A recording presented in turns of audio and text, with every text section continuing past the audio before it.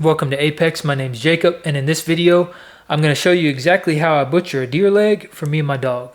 So most of this is going to go for me. I keep a lot of the big pieces of meat for steaks for myself, but the smaller pieces and the scraps I keep for my dog. And I think that's very important because it's less that goes to waste, which is very important in today's age because America has kind of a big food waste problem. So the more food we can use and not let go to waste, the better off we're going to be. So the first thing I do is just flip this over. I'm on the back side here, and I'm going to run my knife along the bone. You can see the bone right here. I'm just going to follow it on up, and then I'm going to come out down here at the socket on this ball joint right here. So there is a gland inside here that you do want to get out, and I'll show you where that's at. But first thing first, I'll just start on the back side of the leg here, and I'm going to run my knife right up this bone. And if you keep it pressed up against the bone, it's going to follow the bone straight up on there. So there it is laid open. You can see it followed the bone just fine. And then I'm just going to go ahead and come on the top side of that. And do the same exact thing.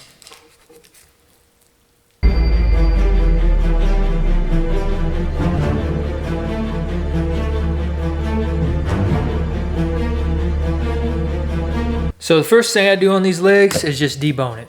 Take the bone out. That's bone broth right there. And I will go through and clean the scraps off that bone as well.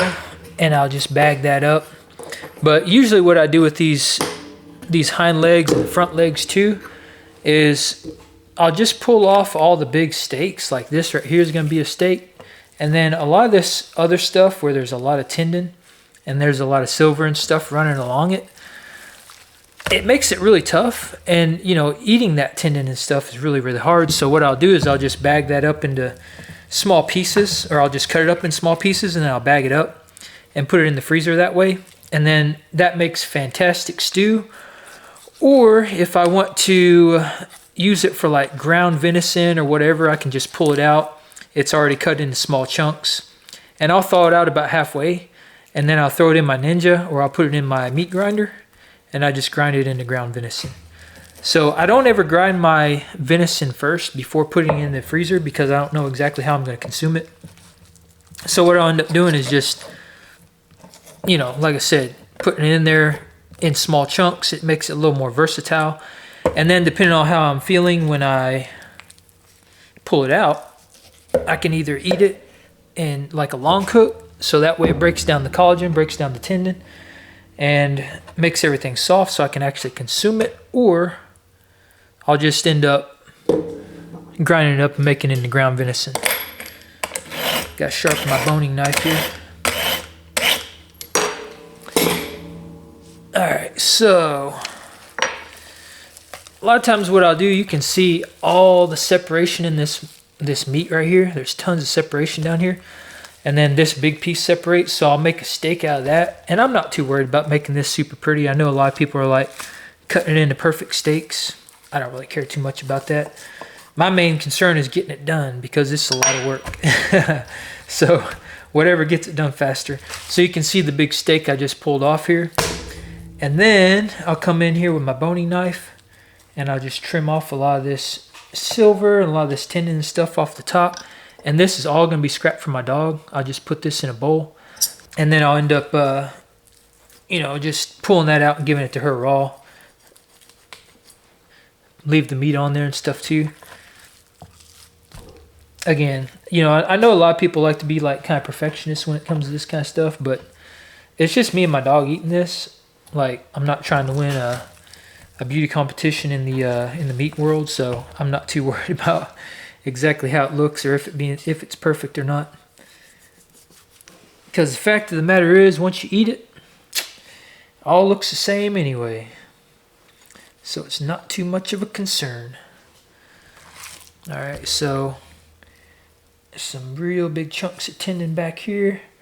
And there's a little bit of fat on this too, which I don't like consuming deer fat because deer fat is very high in stearic acid. It makes it super waxy, so it gets stuck all over your mouth. Like, it doesn't solidify above room temperature, or it doesn't melt above room temperature.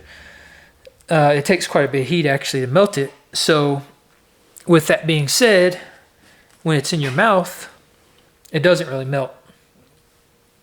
So you get this like wax and everything just kind of stuck everywhere inside your mouth.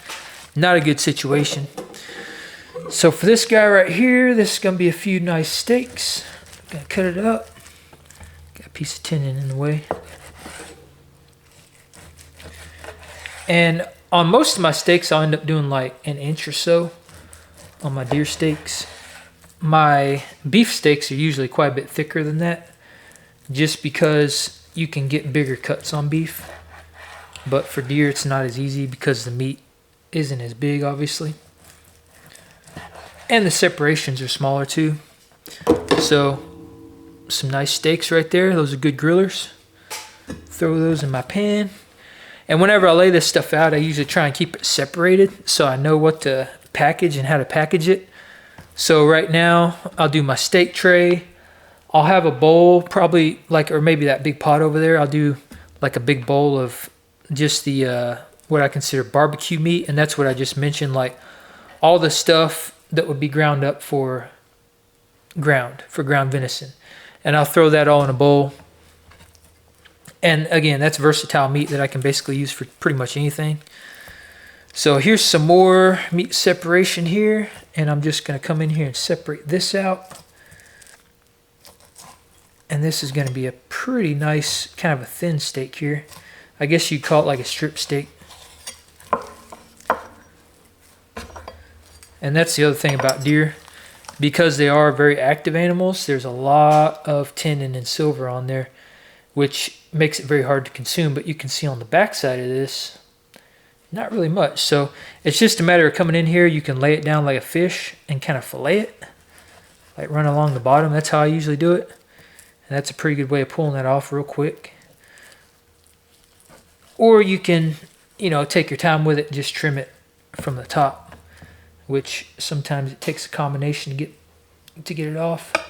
Combination of both. So, nice piece of tendon for the dog. And this right here, I'll probably just leave it the way it is because this would make a really good strip steak. I just kind of wing it, like as I go along, I just wing it, and however it comes off is how I cut it up. Like, see a lot of this, there's tons and tons of tendon in here. And like this on the end where the muscle actually would meet the bone, that is impossible to chew through. So that right there is going to get cut off, and then that will, those big pieces will go in the dog bowl. So I just kind of cut the ends off.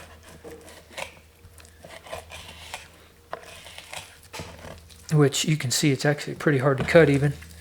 And then on the top, come in here with my boning knife. See if I can't just cut a lot of that away.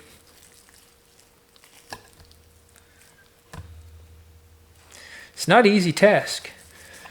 I mean, when it comes to meat and stuff like that, it's, if you do all this yourself and you're not just buying steaks from the grocery store and prepping those, like I would consider this the same kind of prep that you would put into prepping like vegetables. Like if you were eating vegetables and fruit and stuff, like you have to prep a lot of that stuff to cook it and everything.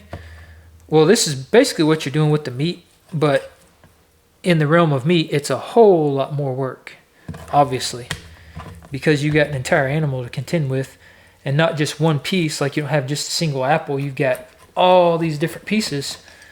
And especially if you're consuming nose to tail, because like I do, you know, I keep the organs, I keep all the muscle meat, the bones. The only thing going away, like going to waste essentially and going out back to nature, which I just basically put it out for the coyotes, is going to be most likely the hides, because I tried to tan one last year.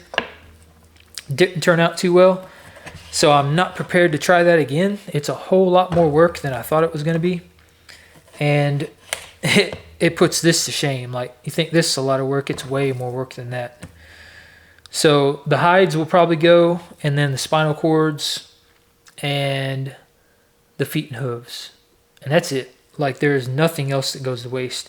I keep all the bones for bone broth. I keep all the scraps for my dog. Like pretty much anything I can keep, I keep, because I hate wasting food.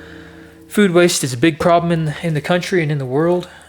And, you know, I feel like when you waste food, especially when it comes from an animal that you've hunted and killed, that is like, it's taking the meaning of life away from the animal, like the purpose of that animal's life. Because instead of that animal's life now having meaning because you took it, now it's kind of just wasteful. It's like it was all in vain. So I don't like that. I like to honor the animal by taking as much of it as I possibly can and making sure that that animal's life does have an actual purpose and it wasn't in vain. So this is another piece where there's a lot of separation in there and a lot of tendon. And usually it's like on the bottom part of the leg, like on this one here, you can see the smaller part of the leg, which would be like the forearm on us. Obviously it makes a lot of sense there'd be a lot of tendon there because that's where it's meeting up with the foot. And there's a lot of stress and everything on that part of the body. So I'll probably just cut the end of this off instead of trying to separate this out individually. And I'm just going to come on the back side here and try to fillet the silver off of it. And then the rest of it will go in my barbecue pile, my slow cook pile.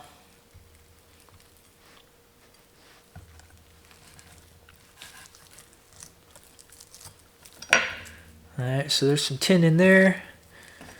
And then here's the gland I was talking about, one of the glands. So this just came out of the middle of the leg here. And the bad part is, like, if you cut into this, it can kind of make the meat taste funny because their glands are very, very strong, especially when they're in rut, which means they're like trying to reproduce and stuff. They got a lot of hormones going through them. So I don't give these to my dog. I'll just throw these out, put them back in nature. So I'm just going to start a pile somewhere. I'll just put them on that tray for now. And then I think there might be one more in there. I can't remember. But if you end up doing this, and this goes with any animal, it's the same thing on cows, especially in the fat. Keep an eye on the fat because you're going to see a lot of those glands. And those glands are not good to consume because, you know, if the animal is infected with something and there's like disease or something like that in the animal, it can actually kind of be present in those glands because they do try and like filter a lot of that stuff out. So you can kind of think about it like with the glands on us. Like if we get really, really sick and get an infection, our glands will swell up. And that's our body's natural response to trying to fight off infection. But there is a possibility of that stuff being like in the bloodstream and getting into those glands or those nodes. They're essentially lymph nodes, really. And then, of course, you have a risk of consuming whatever that animal is sick with, which may or may not impact your health, but it's probably still not a good thing to do that. So a lot of this meat, like I said, is just general use cut meat. All right, so I got a lot more tendon on the end here. You can see all these white ends here. That's all really tough tendon. So same thing, I'm just gonna come in here and cut the ends off.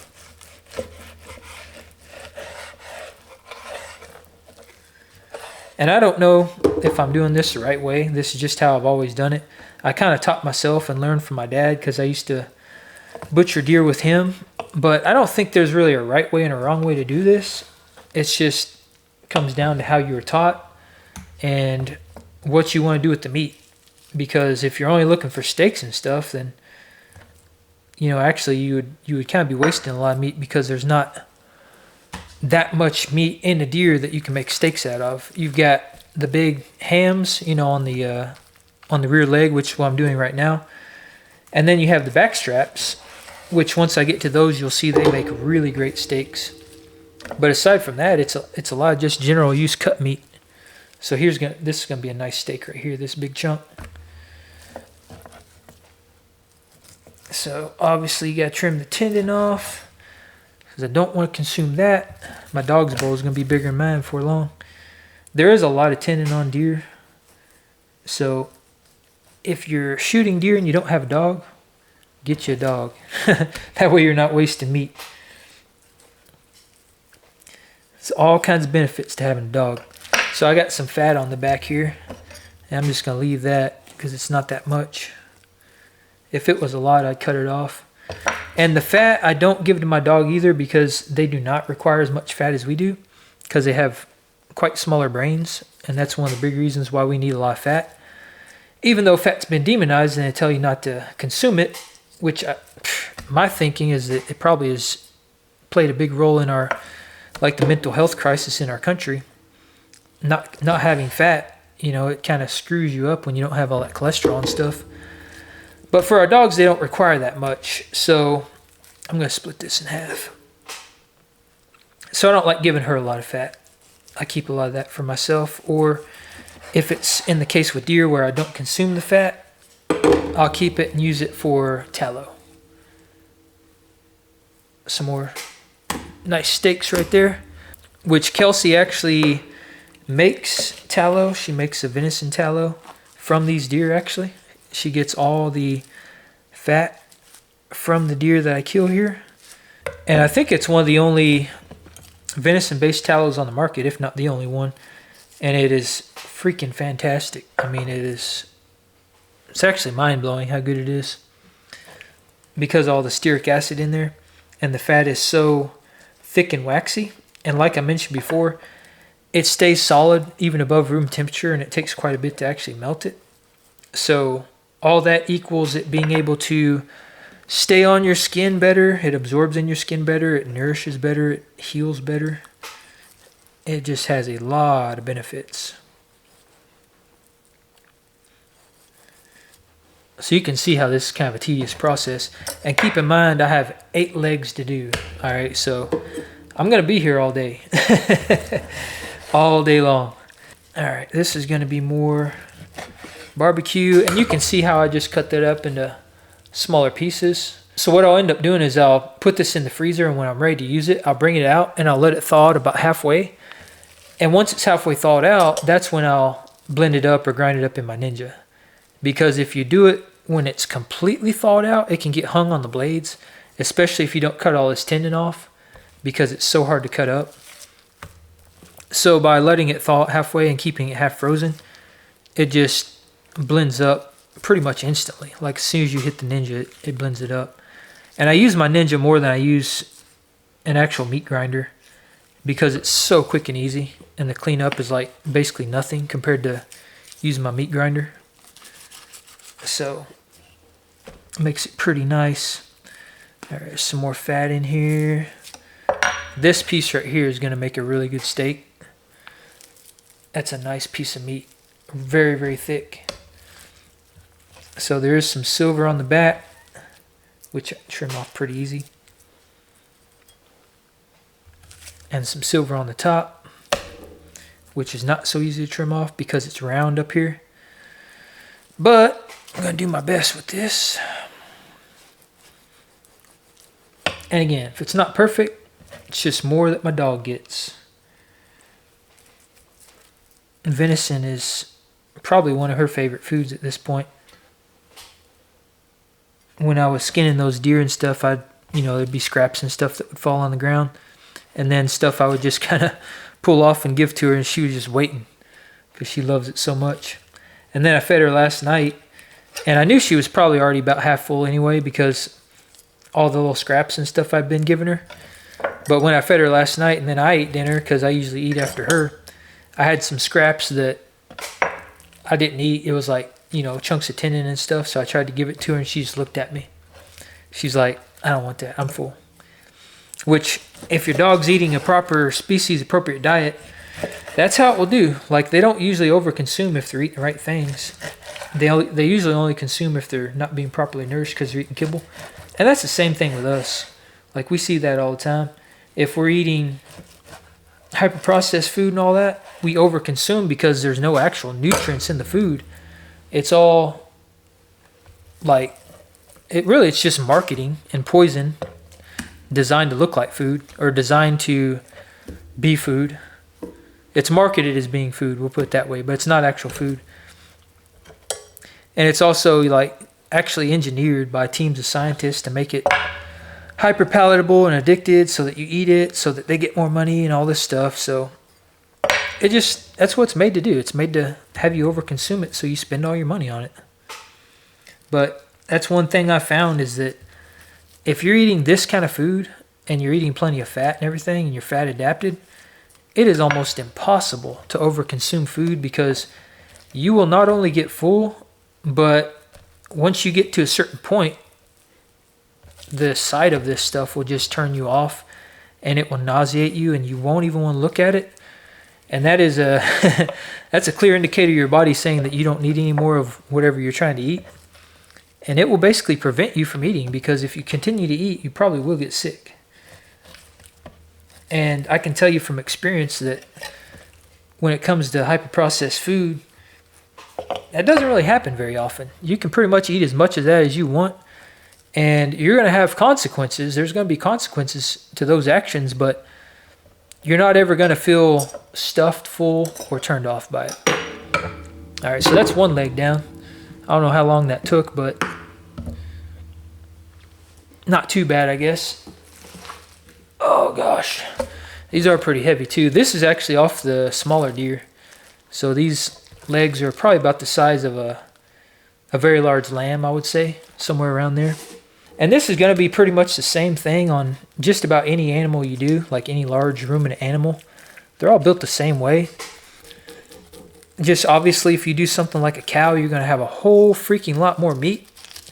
You know, on a deer, the average size of a deer that I would usually get is going to be anywhere from 100 to probably at the very, very high end. Like the very high end would be like a 200-pound deer.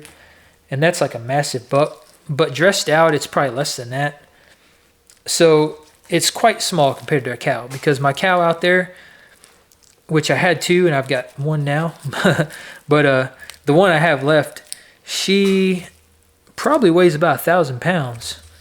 And a lot of people will say that if you have a 1,000-pound cow, that's like 500 or 600 pounds of meat. I don't agree with that at all. I'm telling you, because if you're using all parts of that cow to include the bones, and you're taking a lot of the organs and stuff, the only thing you're going to have left, just like on this deer and stuff that I'm working up right now, is the hide, the head, and the spine. And that's it. I mean, there's really nothing else. And the legs and stuff. Well, not the legs, but like, you know, the feet and hooves. So that is not, you know, 400 or 500 pounds worth of stuff. And I think what a lot of people do is they waste. Like, just like I was talking about earlier, they waste a lot of the meat because they only cut out the desirable steaks. They're not keeping the fat. They're not keeping the organs. I mean, you can keep everything from the liver, the spleen, the kidneys, the heart, the stomach. You can keep that and use it as green tripe for your dog, which is exactly what I do with these deer. You can keep, I mean, even the lungs and stuff, and the brain. There's all kinds of benefits to consuming these things. I think its spleen actually is like one of the highest of any other part of the animal in vitamin C. There is a ton of vitamin C in spleen. And I can't remember the exact amount, but it's like a small serving of spleen is almost like half your RDA of vitamin C. So, again, a lot of people throw this stuff out, and then they just keep the desirable steaks and grind up the rest. And they're throwing out a big portion of the animal. But I can tell you, like, we butchered cows before.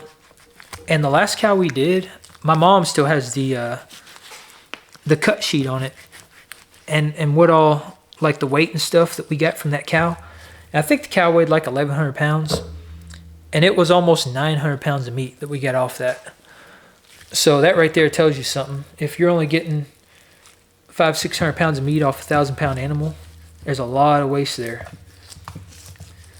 And when it comes to cowhide, that is one hide I would try again for sure on trying to tan, because I would love to have like a cowhide rug or something. I think that would be really cool. Those things sell for mint too, so that's something you could like sell it if you wanted, if you got good at actually doing it. Which so far that's a skill I have not mastered, so. Alright, so some of this meat on this bone here I am going to cut off. But a lot of this, like especially the tendon and stuff, I'll just leave that because it cooks down in the broth, and that's just more nutrients for the bone broth. So it's not really a bad thing to leave this on here. Because even with the meat that's on there, like that meat will render down and there's collagen that comes out of it and it makes meat broth, which is still very collagen rich. So that's what it looks like with the bone out. And there's the other side. You can see the other side has a lot of tendon covering it. So I wish there was a way to just kind of come in here and cut it all off that way, but it doesn't really work that way. So you have to kind of do like I did on the last one and just go through the muscle separation. So also on the end of this is going to be the kneecap, which it probably isn't always going to come off on the bone itself, but on mine it came off. So that kneecap, bone scrap or dog scrap. All right, so I'm just going to start on one side of this. Get my boning knife. That knife's a little big for this right here. And again, there's really no right or wrong way to do this. It's just all a matter of however you want to do it. Nice chunk of fat in here. Cut that out. Something else you'll notice about deer is that the fat isn't really in the muscle meat. So like on cows and stuff, the fat runs within the striations of the muscle. On deer, it's on the outside or in between the muscles. You don't really have any fat in the actual meat itself. And that's because deer are just they're so lean animals. So you don't have a lot of that fat in there like you would on a cow or something like that.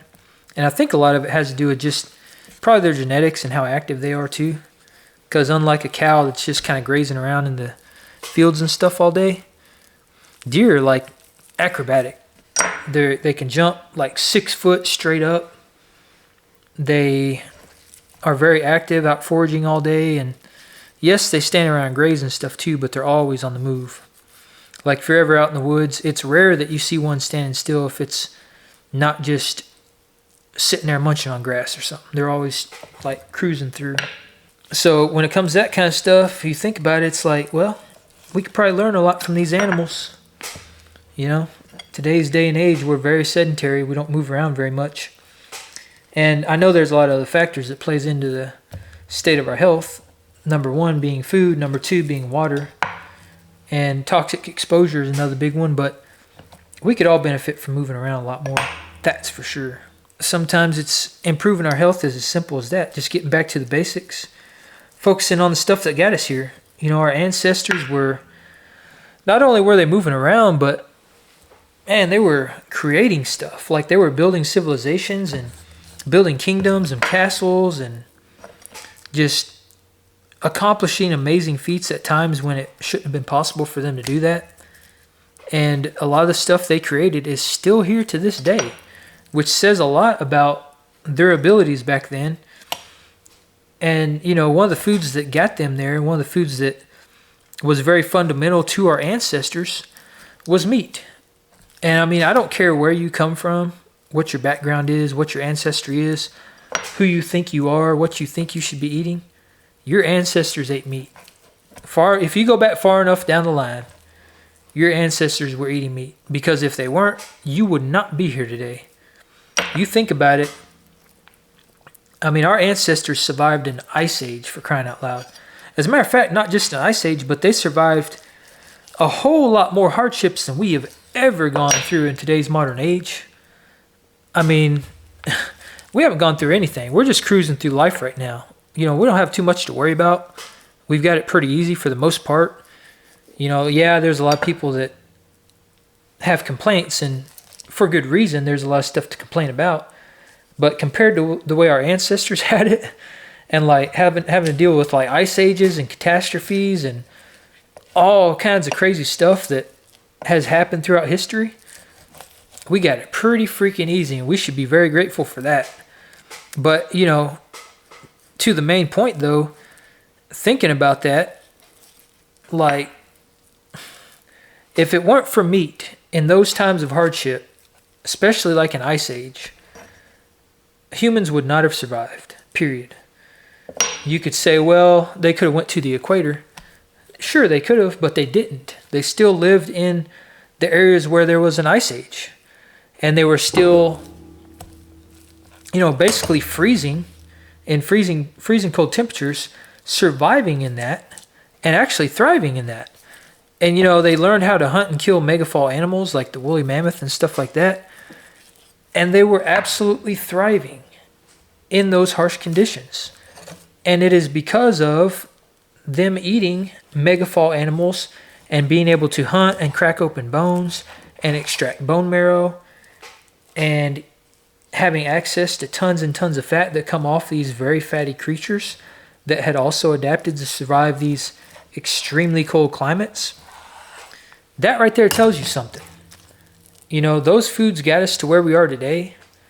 So for us to just discount that and be like, no, I'm not supposed to be eating that, or it's not good for me, and then to follow the narratives that say it's not good for you, tell that to our ancestors that survived the freaking ice age, I mean, that's all the proof I need. If you really want to get down to basic terms and think about things logically, what other evidence do you really need? I mean, in all the other times in history where we've had like lives of abundance and we've kind of adapted to eat vegetables and fruits and stuff like that, we weren't dealing with severe hardships. Like if you're living in the rainforest and you've got access to all these fruits and there's animals around you can eat too, and every day is beautiful and sunny and you got plenty of water and the water's clean and the air's fresh, you probably don't have too much to worry about. And the fact that you're not eating a whole ton of meat probably isn't going to affect you that much. But you take that same person, you throw them out in the middle of Alaska in the middle of December, think the outcome's going to be a lot different if they don't have meat. And if you think about the climate in the world, the majority of the climate is not set up to like maintain fruit and stuff like that year round, or vegetables. It's just simply not. That stuff does not grow year round in, I don't know what the percentage is, but a vast majority of the planet. Because you've got seasons, and there are very specific growing seasons in those seasons. And when those seasons are up, stuff doesn't grow. So what do you eat at that point? And you can't tell me that you're going to have, grown enough wheat and grains and stuff like that to sustain you throughout the winter every single year, especially without modern technology, because our modern technology that we have now is the only reason we've adopted grain-heavy diet full of ultra-processed foods that are shelf-stable and last forever. Because when you look back through history, we didn't have that stuff, and we wouldn't have had access to that much grains. Yes, we had grains. Yes, we had other foods that we preserved and, it helped us get through the winters and stuff, but we didn't survive solely on those foods, the point I'm trying to make. We always had meat. We were always hunting animals. And it was only in times where we couldn't access those animals did we have to rely on the other foods. And if we had to rely on too much, we'd run out. And when we ran out, famine. And with famine comes things like the plague, comes things like disease, and mass casualty. And that's the reality of this. That is the harsh reality of the world we live in. And we see that a lot with people that don't eat a lot of meat or replace meat with alternatives that they think is healthier, and their health gets destroyed. And most of them will actually end up going back to eating meat within a certain amount of time. And I think the biggest experiment of this that we have in front of us and we can actively look at is modern man. I mean, that's all it takes. Look around. Look at the state of our country, because we have done exactly what I'm describing. We have mostly eliminated meat. We consume less than half what we used to, 50, 70 years ago. We consume very little saturated fat. And we've replaced those things, specifically those two things, with something that we've been told and led to believe is better, which is grain-heavy diet. Because most hyper-processed foods are made from grains, or they have grain products in there. And that has had disastrous impacts on our health. There is no other factor that's going to be more profound than that. that has had that impact. And we like to skate around that fact and blame it on like sedentary lifestyle or genetics and stuff like that. But our genetics, I mean, we've been on this planet, depending on what you believe, for thousands and thousands of years. And our genetics have been pretty fine up until, the last 100 years. And all of a sudden, within the last 50 to 70 years, our genetics somehow got completely out of whack. And now all of a sudden, we just can't seem to get metabolically healthy. And the mainstream media is like, no, it's not your fault. It's genetics. You can't do anything about it. So just take these drugs, take these pills instead, or take this shot. And by taking this shot, you'll have to be relying on it for the rest of your life, because if you go off of it, you'll gain all that weight back and then some. But by the way, taking these drugs is going to have significant negative health impacts on you. But don't worry about that, because you're going to be losing weight, even though we tell you not to worry about your weight, because body positivity and being overweight is a good thing. But now it's not a good thing, so take this drug. So that's the reality we're living in. Nothing makes sense. I mean, if you really step back and think about what these people are telling you, their narrative doesn't make sense either. They contradict themselves 24/7. So we just have to stop listening to them. It's as simple as that. Stop listening to them and do the exact opposite of what they promote, which is doing what I'm doing right now. There's a lot of people that will shame this and say that it's wrong to kill and consume an animal, and I'm probably a horrible person for doing this, but I can tell you with 100% certainty this is what my ancestors did. My background is Cherokee, Native American, and their entire culture revolved around eating copious amounts of meat. Yes, they consumed other foods occasionally, but like I mentioned before in the Ice Age periods, for them, it was also survival foods. You know, they had grain and they had wheat, and they grew vegetables and stuff like that because they're survivalists, and they set themselves up for success to be a thriving civilization that could weather the storm. No matter what happened, they were going to be good to go. They didn't have to worry about anything. And that worked out pretty well for them. I mean, we actually learned a lot from them when we got here, because when you know, the Europeans and stuff arrived, they had a really hard time here, and the Native Americans actually taught them how to grow crops and farm and do all these things. And if it weren't for Native Americans, a lot of us probably wouldn't be here anyway, because a lot of us probably would have died off. So we have a lot to thank them for, actually. You know, we can thank them for learning how to farm and cultivate the land and grow our own food in these environments, but we can't really thank ourselves for what we did with that information, because we used it for bad. We used it to create hyper-processed food, and we used it to destroy our health. So we kind of self-sabotaged ourselves when it comes to that.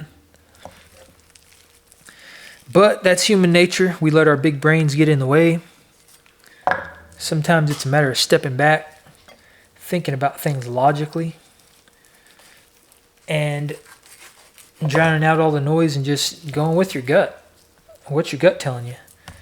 I mean, if you're in the middle of Alaska in December and it's negative 20 degrees out there and you're looking for something to eat, what's your gut telling you? I bet it's not going to be telling you to go out and forage for fruits and vegetables or try and grow potatoes or something like that. I bet it's not telling you that. And a lot of us won't realize that until we're faced with one of those situations, which again, in today's age, we really don't have to worry about that, because we have abundance, we have convenience, which we put precedence over for pretty much everything else, which has also had disastrous effects on our health. Because when you choose convenience over quality and nutrition, that's where it becomes a humongous problem. And that's what we've done, because we rely on the industrial food complex. Not only do we rely on it, we've become extremely reliant on the industrial food complex because we prioritize convenience over quality. We would rather somebody deliver this food to our door and it be very, very tasty and we can enjoy it and, you know, we can snack on it and stuff like that. We would rather do that and save maybe $2, which in all actuality, you're not saving anything. You're actually spending more money, because hyper-processed food is very expensive compared to meat. But we choose that over spending a couple more bucks and choosing food that is maybe not so convenient. Like this right here, there's nothing convenient about this. But this is the most nutritious food I could possibly consume. It's a lot of work, but you better believe when I eat this food, I value it a whole lot more. I respect it a lot more. And I know it's nourishing my body. I know it's giving me exactly what I need, which is very, very important. Yeah, I'm going to be hogging out on this tonight. Some good stuff right here. It's my favorite thing to do, have a little bit of the heart and grill some steaks the night I butcher up my deer. It's my tradition. It's a very good tradition to have.